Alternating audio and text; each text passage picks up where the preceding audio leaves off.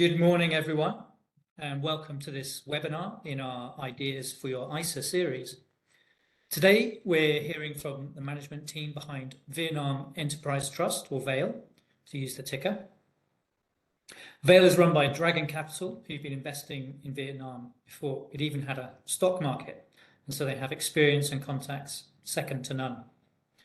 Vietnam's an exciting growth story, as I expect we'll hear shortly, with very strong domestic GDP growth, good trading relationships with the USA and China too. In a few moments, we'll be hearing from Thao No Tan, Co-Portfolio Manager, and Thuyan Nguyen, Portfolio Specialist. As ever, we have some time reserved for questions at the end of the presentation. Please write your questions in the box that is probably on the right of your screen, and I'll put them to the team at the end. So with that, I will hand over to you guys. Thank you very much, Thomas. Good morning, everyone, and thank you very much for spending some time with us this morning talking about Vietnam Enterprise Investment Limited. My name is Thuyan. I'm a product specialist at VAIL, and this morning I will start with talking about Vietnam, why it should deserve a place in investors' portfolio, mainly thanks to its strong economic growth that has been sustained through not 1, not 2 years, but over the last decade. And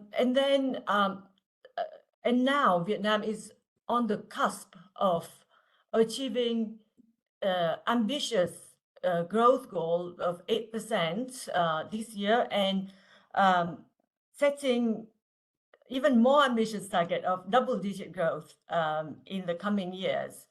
Then Thao Ngo will talk about how VAIL is perfectly positioned to capture this growth story.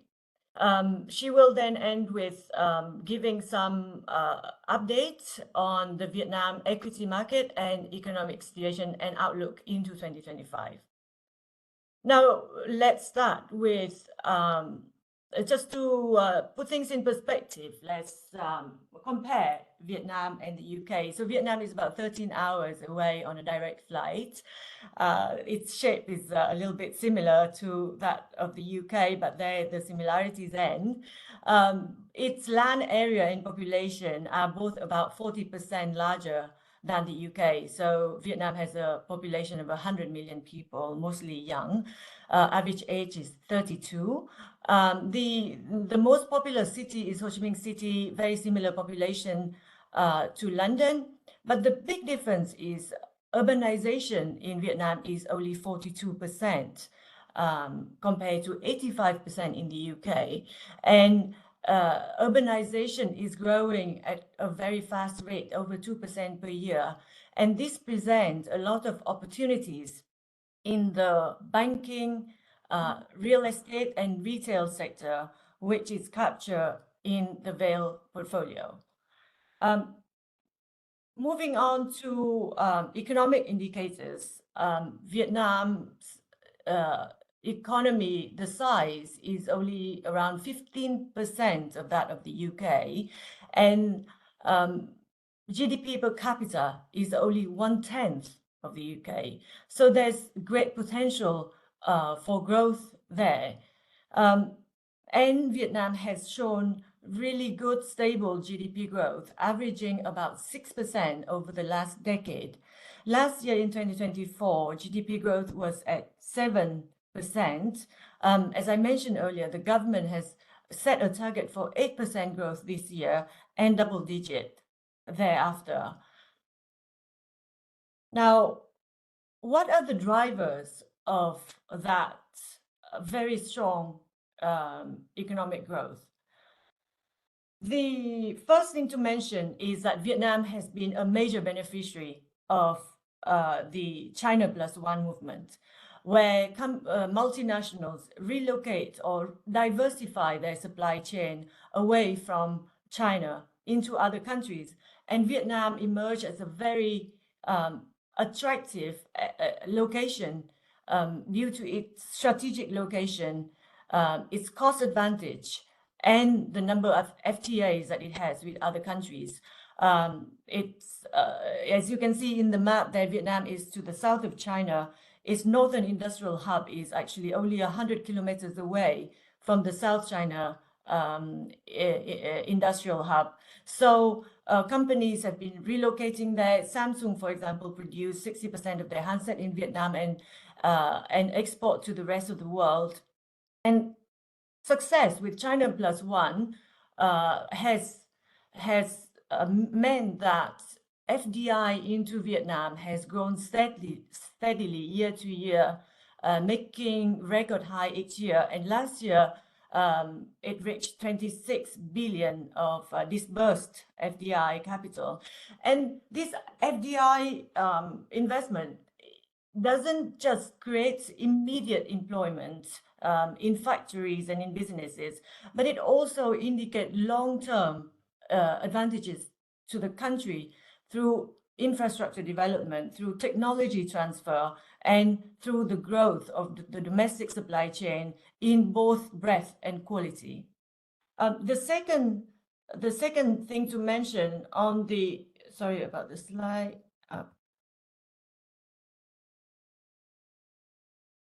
The second big driver of Vietnam's economic growth is the growth of the middle class, which drive domestic consumption. So the population of 100 million young, well-educated, well-motivated people, they are not just a good supply of labor force, but is also a force for consumption.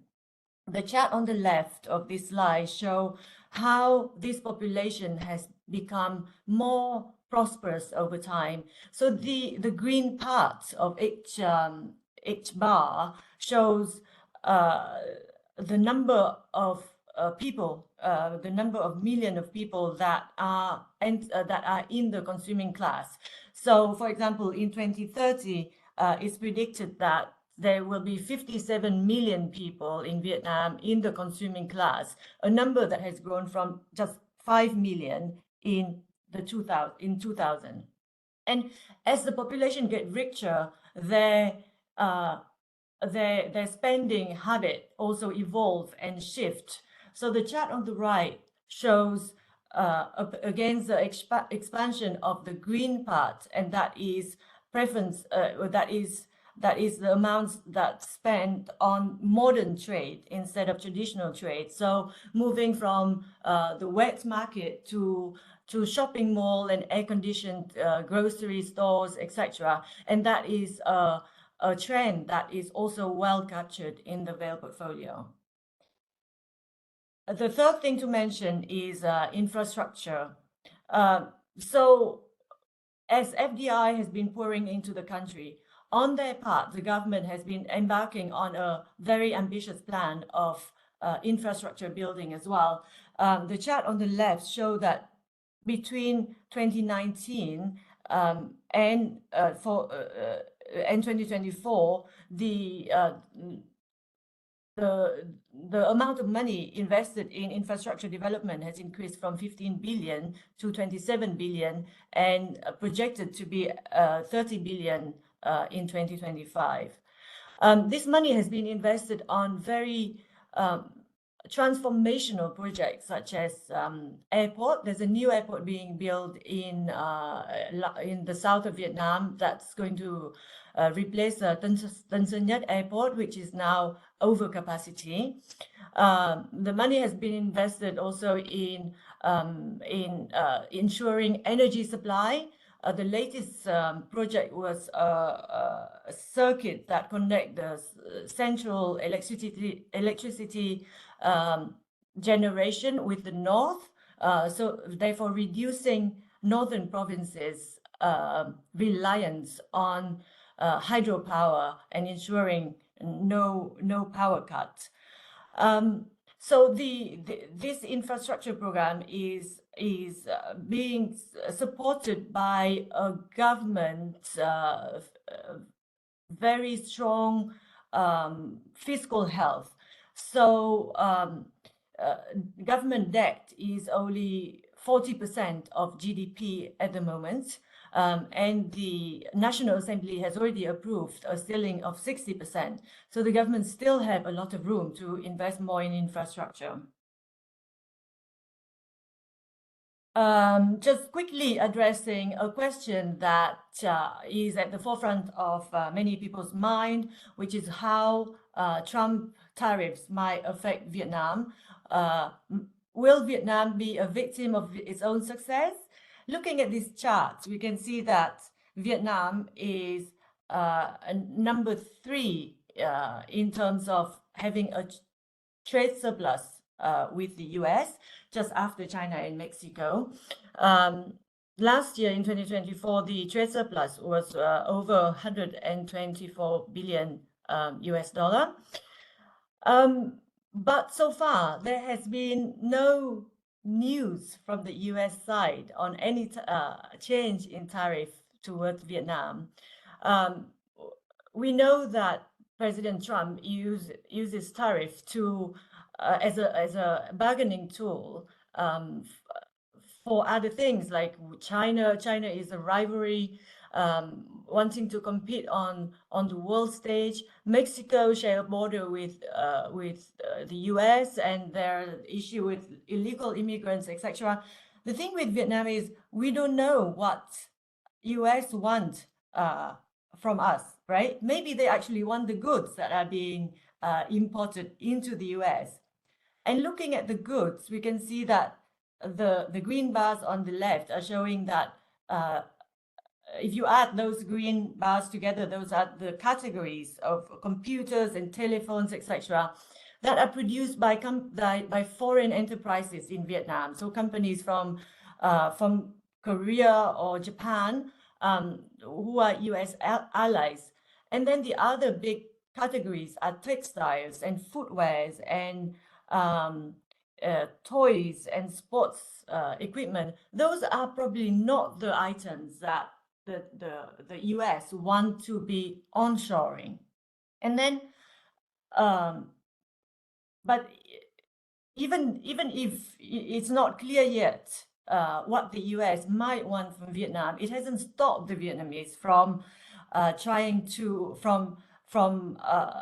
being very proactive in looking for a way to address the trade surplus issue. So the government has been engaging in talk, signaling willingness to import more airplanes, LNG, agriculture, and other United States goods.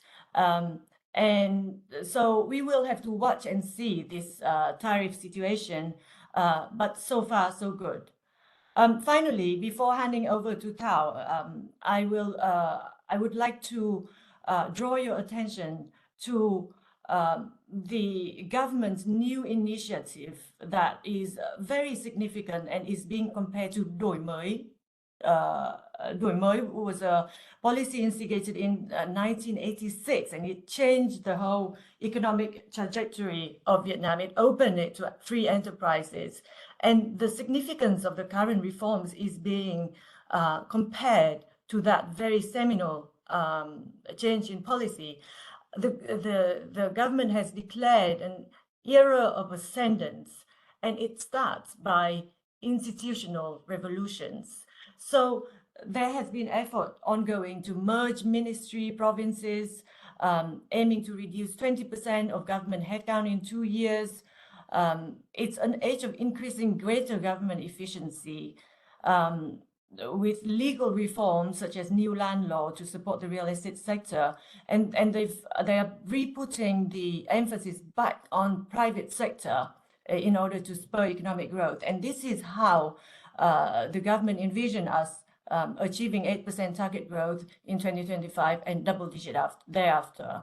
And the initial reaction on the ground is that businesses are very positive. People are buying into this vision. So let's see, it could be a very exciting era of growth for Vietnam. So with that, I hand over to Tao to talk about VALE portfolio.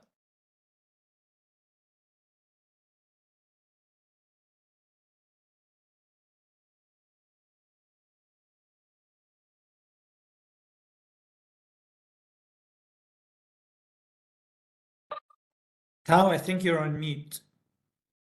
Thank you, Chị Trang, for your introduction. My name is Thảo Ngô, the co-portfolio managers of VEL. So today I would like to present to you about the VEL portfolio and our view for the Vietnam equity market in 2025. So for the VEL fund, VEL aims to provide investors with the medium to long-term capital growth for the Vietnam equity markets. We currently manage around 1.8 billion US dollar or 1.4 billion in sterling. VEL invest in the companies that the portfolio management team think it presents the attractive growth and value metrics, good corporate governance, and also that align with the Vietnam underlying economic growth driver. The VEL core holdings are the market leaders in Vietnam and also the market cap companies with the potential to capture the competitive advantage over the long term. So with the size of the fund and the fixed capital structure, it enable the fund to participate on the structured deal opportunity like IPOs and large private transactions. And recently, the fund has announced a proposal for a 5-year performance-related conditional tender offer, which allows shareholders to realize up to 100% of their investment if the NAV underperform against the benchmark, which is the Vietnam index, during the period from March 31st of 2025 to 31st of March in 2030. So in the next slide, we would like to present about the portfolio construction. So follow what Thuy mentioned above about the key role driver of the Vietnam economy in the coming years.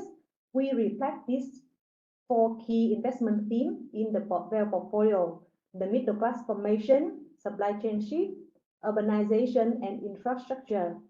For the middle class formation or the domestic consumption, we play via 2 sectors, which is the banking and the retail sectors.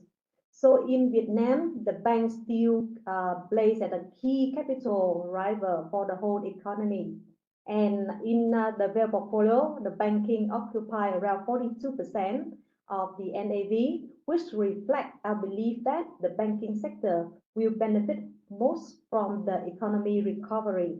And although the bank make up only 39% in the index, it contributes more than 60% in terms of the earning. For the retail sectors, it has been benefiting from the rising middle class formation in Vietnam, who shifting from traditional trade to modern trade, and the increasing in the modern trades had provide an opportunity for some local player to become a dominant and also the new champion in these sectors. And this is also one of our top holding Mobile World. For the technology sectors, so similar trend in the world, the AI-related projects are boosting the global IT spending, and data center also could see higher spending during 2025. For Vietnam, the collaboration with NVIDIA since last year already will create a pathway for the Vietnam to achieve an AI breakthrough in the future. So the NVIDIA partnership with Vietnam will drive the AI breakthrough, including they established the first AI R&D center in Vietnam. They acquire a local company named VinBrain to advance the AI, and also a collaboration with many others local companies in terms of technology and telecom. So our key representative in this sector is FPT, the leading IT service and technology company in the country. The next sector is industrial park. It has been benefiting from the FDI inflow into the country of nearly 26 billion last year, and the trend is continued to grow in the coming times. So Vietnam continue to attract FDI with many free trade agreements with countries in the world. We have the advantage of a relatively low labor cost, rapid improving in the infrastructure, and also the young and increasing educated workforce. The sustained demand in the long-term growth will reinforce by the ongoing shift from the supply chain shift out of China. And recently, in terms of the supply, the enhancing in the paper approval for industrial park development will also benefit this sector. As the urbanization in Vietnam has been in very fast growing, the property sector will see a promising future, and this supported by the rising the urbanization, the growing middle class, and also the improved infrastructure. And recently, the low interest rate environment in Vietnam will also provide a good catalyst for the property sectors. For the infrastructure, as Thủy Anh already mentioned above, in the coming time, Vietnam will pushing the public investment. And then for this team, we play not only on the bridge and road, but also in the energy construction, power plant, and also construction material. So our key representative name in this sector is Hoa Phát, the leading steel player in the power plant in the country. Vinaconex is the main constructor of the new airport in Ho Chi Minh City, and also PC1, a power plant constructor. So in the next slide, I will discuss more about the earning growth of these sectors in 2025, and also the portfolio allocation. So their portfolio is much focused on the domestic growth and domestic player. We don't have exposure on any export sector. So 42% allocations in the bank, 14.5% in property, 12% in retails, 9% in construction material, 6.5% in technologies, and other sectors also deliver very high growth and good valuation. For the banking sector, we think that this year bank will see a high earning growth of 17.2%, thanks to the improvement in the credit growth. The credit growth this year expected to grow higher than 16%, which driven by a high GDP growth of 8%, also high disbursement in the infrastructure and increasing in the mortgage loan. The asset quality is also improving with the declining in the non-performing loan and stronger bad debt recovery. The return on equity of the banking sector stays resilient at 18% or more, and the valuation remains attractive with the price to book from 1.3 to 1.44 times. And we think that the bank may deserve a re-rating in terms of price to book, given a healthy recovery in the earning. For the retail sector, we believe that in 2025, the consumption will recover, driven by the better income outlook. Recently, we see the support from the government for the VAT reduction by 2%, and also the base salary increased by 21%. The government also recently approved to waiving the tuition fee for the public school system from September this year, and this will positively impact to the domestic consumption. In terms of the real estate, in 2025 this year, we see the increasing transaction driven by strong real living demand, the returning investment buyer, and more project loans. Given last year, the government has been trying to provide a lot of solutions to solve the bottleneck in the land law, the paper approval. So this will help the supply for the property market to recover this year. So for the steel sectors, we hold a positive view on the steel maker, And given the recovery in economy, the gradual comeback in the property markets, robust infrastructure, the steel sector, which is the construction material, will also benefit. So the technology, as I mentioned above, our key focus and key representative in this sector is FPT, and this company expected to continue to see a robust earning growth at above 20% in this year and next year, benefiting from the comprehensive strategic partnership between US and China, and also is driven by the technology segment, which is the AI factory, which is contribute another 5% in terms of the revenue this year. So in the next slide, we would like to present about the portfolio metrics, and also we show our top 10 holding and the valuation of the fund. So looking at the top 10 holding, each make up around 57% of the whole portfolio. So we still see a high concentration on a high conviction names.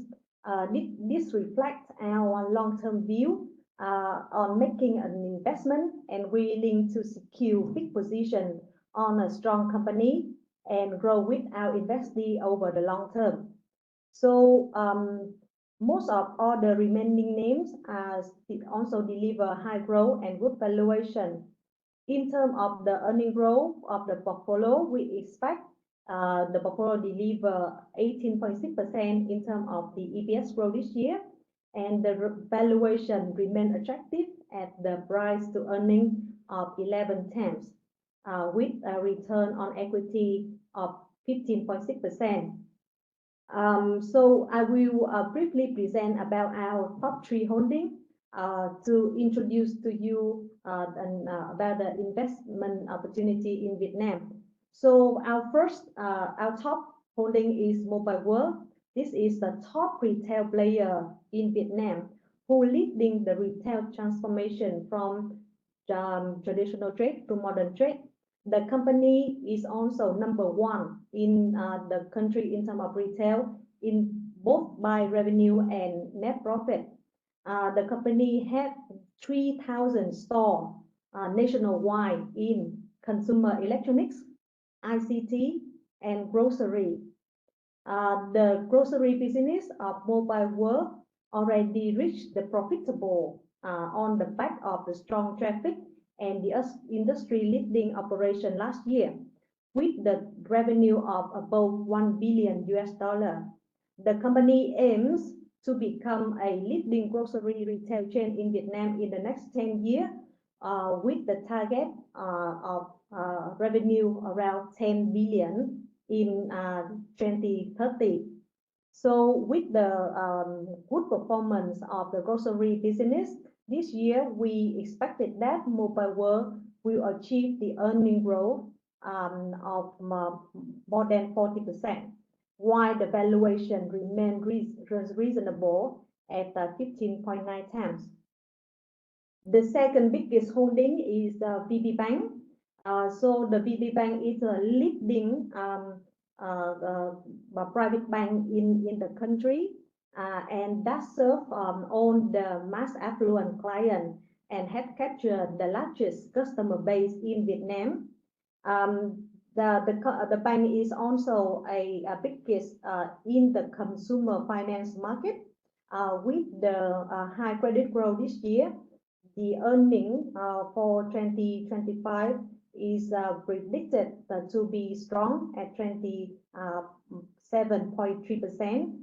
And in terms of valuation, VB Bank is still trade at attractive price to book at 1.2 times. And the third one is FPT. As I mentioned already, is a leading IT company in Vietnam, and it has been benefiting from the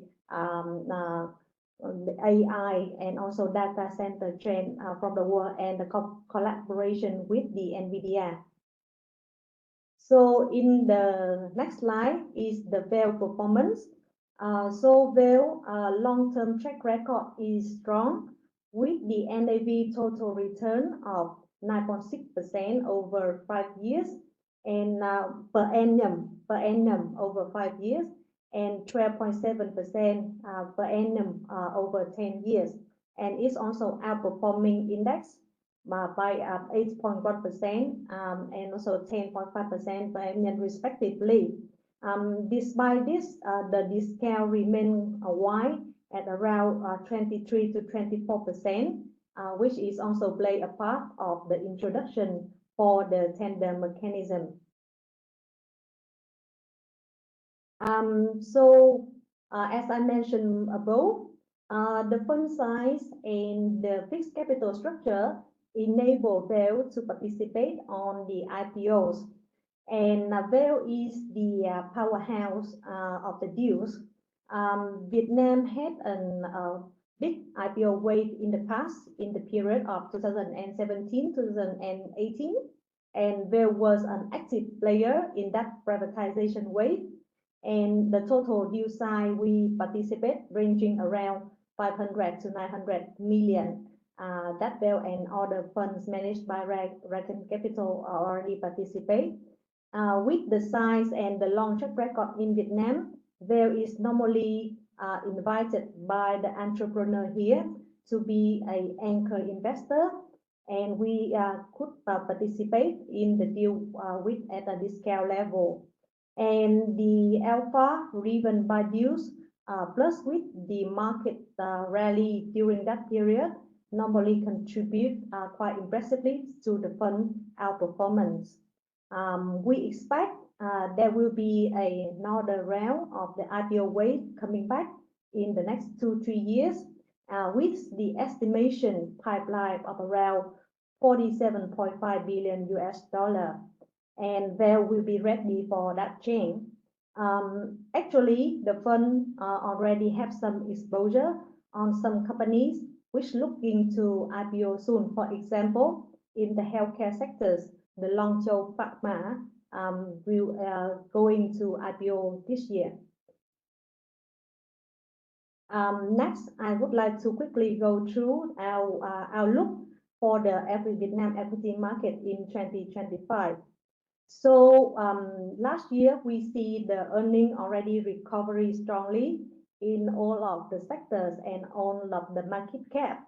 Like it even beat our forecast by 8% last year.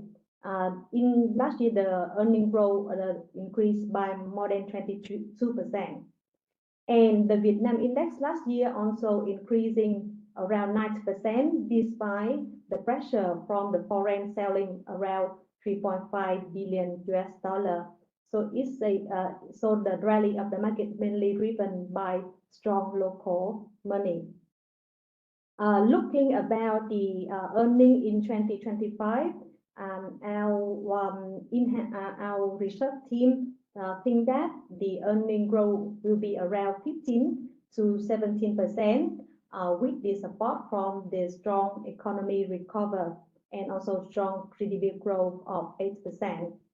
And in terms of the valuation, it remain attractive with the forward price to earning at around 11 times, which is one standard deviation below the 10-year average. And this year, there would be a catalyst for Vietnam as it expected to be including in the FTSE secondary emerging market. So the government of Vietnam had a quite strong priority task to upgrade the market into the EM market. So with our estimation, if Vietnam is including in the FTSE secondary EM market in the next 6 to 12 months, the weight will be around 0.3 or to 0.7%, which translate into a passive flow expectation of around 500 million US dollar. However, the active money would be more sizable, and normally it could like double or triple of the passive inflow. And another new thing for the Vietnam market is that we will introduce a new trading system named KRX, which is expected to be effective in the early May of this year, and it will be a foundation for the T0 trading in Vietnam, and will be also a foundation for a lot of new products could be launched on that. For example, for the derivatives and also like other new modern product. So to summary what we have presented above, we think that Vietnam is entering a new era of growth and political transformation. Despite potential tariff risk from the Trump 2.0, which might impact the export sector, the government already very proactive in the trade strategy to ensure the stability. So with the booming investment cycle and attractive valuation, we think that Vietnam remains as a compelling destination for those seeking growth opportunities in a rapid or evolving market. Thank you. Brilliant. Thanks very much, Thao. If you're in the audience, we already have a few questions. We've got 10 minutes or so, so we should have plenty of time. Please do add your question now. Perhaps we could start with the currency. Could you tell us a little bit about the forex risk in the portfolio and your views on the Vietnamese currency? Yes. So given the strength in the US dollar, the Vietnam dong do see some pressure from last year to this year. So in terms of the year to date, the State Bank of Vietnam already depreciated the dong by nearly 2%. However, given the current slowdown in terms of the USD, and the government also very active in managing the currency, we think the Vietnam dong only could depreciate max around 4 to 4.5% for the whole year. So it's still much, stronger than other currency in the region. A broader question: how does Vietnam managing the balancing act between the benefiting from exposure to the US and the Chinese economies and the geopolitical risk? Who would like to take that? I can have a go with it, and Thao, I'm sure we'll be able to add a lot of good things. As you know, Vietnam has been quite successful in practicing bamboo diplomacy, which is a term that shows that the diplomatic policy is very strongly rooted, but very flexible, like the branches of the bamboo tree. It can bend with the wind, and that has been very successful. Both the US and China wants to be Vietnam's friends, and in fact, in 2023, both Biden and Xi visited Vietnam, and that was the only country that both those leaders visited, and Vietnam has benefit economically from that. And there's no reason for Vietnam to deviate from that policy. The government has said as much. We do not take side. We focus on our economic development. So that is the way that the policy is set going forward. Great. A question about the domestic retail investor base, or the Vietnamese investor base. So what is the investor profile of the Vietnam index? Who are we investing alongside? Is it retail investors? Are they very active? And how is the regulator managing that? So the retail investor play a very active and important in the Vietnam stock market. So in terms of the daily turnover, the retail player dominate around 90% in terms of the daily trading. Actually, the number of the total account of retail investor in Vietnam is around 9 million account. So over the population of 100 million people, right? So we have around 9% of the population join in the stock market. It's still a low number compared to other developed markets like Taiwan or Korean, and also in the developed market.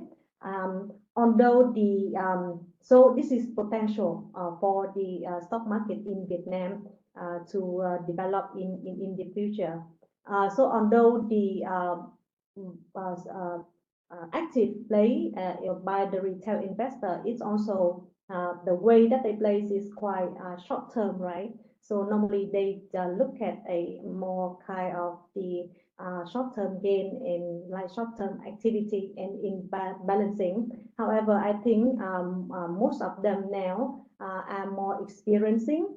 And DC, we also have a local product. Dragon Capital also have a local product, like we try to introduce for the local retail investor in Vietnam, like a proper way to put the monies in an investment, more like investment vehicle that more professional and looking for a long-term investment return rather than the short-term trading. And can retail investors take on gearing? Yes. So the retail investor is allowed to take the margin, the lending. So based on the stock that they want to invest, the security firm will have the ranking, and also they have the ranking for the stock, and also the limit of the amount that they could lend for the retail investor to invest in the stock. And normally, I think like they have a very quite high requirement for the coverage ratio. So if the price drop to a certain level, it auto trigger a selling, to stop the further loss in that kind of short-term activity. Great. Got one or two more questions, but if you're in the audience, maybe a last call for any questions. On the banking sector, so I think we had some issues with SCB last year. Could you just tell us what action is being taken to prevent similar problems arising in the future? Well, actually, in the last 2 years and the last 2-3 years, Vietnam has experienced a quite challenging period. Firstly, both come from the headwinds, global headwinds from the Fed hiking rate, and also internally we also have some problem with the bond market, and also the anti-corruption campaigns have caused kind of reduce the confidence of some private company and the sectors. So SCBs is one of the case that the government want to do. Firstly, to improve the like to protect the right of the investor in Vietnam, and also to improve the quality of banking sector in general. So the SCBs actually is kind of the isolated cases, because like the bank is not listed in the equity market, and also it does not do lots of transactions with other banks, because it was established to back up a kind of the private business of a chairwoman of SCB. So recently, I think the State Bank of Vietnam has come up and handle the case quite well, which don't make it like spread to other activity. And recently, with the recovery of the property market, which is also a key collateral for those kind of loan, we think the case could see to the solution to recover some debt in the coming years. Thanks. And maybe finally, we do have a question on the discounts. So I don't know how this is maybe a better question for the board or maybe even for me, but do you have a view on why the discount is wide at 20%? What would you say to that? You're absolutely right. This is probably a question for the board, or you might even have better idea than us. But from from our point of view, the discount is. It could be a function of the investment trust sector not being in fashion. It could be EM not being in fashion. But for Vail in particular, this discount doesn't make a lot of sense because Vail is invested mainly in almost 100% in listed, highly liquid stocks in large caps and mid caps. So to have a discount like this, if you have a lot of private equity in it, for example, then it might be a question on the valuation front, so would justify a bit of discount. But having said that, our board have been very proactive in addressing this discount. We have been buying back in record amounts. As Tao mentioned earlier, the latest move was the announcement of a performance conditional tender that ensure that investors have a mechanism to take out their money if the fund doesn't outperform the index. And see, this conditional tender offer was only announced on the 7th of March. And since then, we have, maybe it's a coincidence, maybe it's a result of that, but we have seen the discount tighten a bit from around 24% to 21%.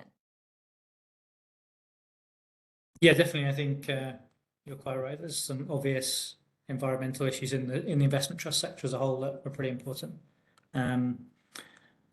But thanks very much. We got some praise from the audience for the presentation, saying thank you very much for that. Very good questions too, and thank you to the audience. Hope that was useful. Hope you will stay with us later on this afternoon for a very different presentation on SDCL energy efficiency income. But thanks very much to both our speakers and to all of you. Have a good afternoon. Thank you very much, Thomas, and thank you everyone attending. Thank you. Bye. Yeah. Bye-bye.